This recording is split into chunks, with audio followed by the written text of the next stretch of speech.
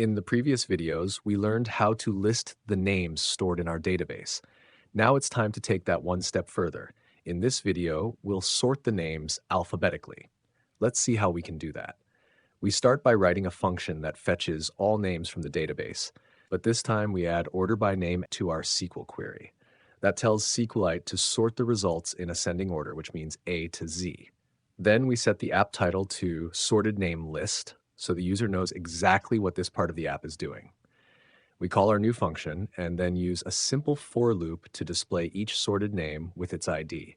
And by the way, since we now have this improved sorted version, we no longer need the old unsorted list code from before. Feel free to delete it. All right, let's run the app and check it out. As you can see, the names are now displayed in alphabetical order, super clean and easy to read. Let's do another insert operation, for example.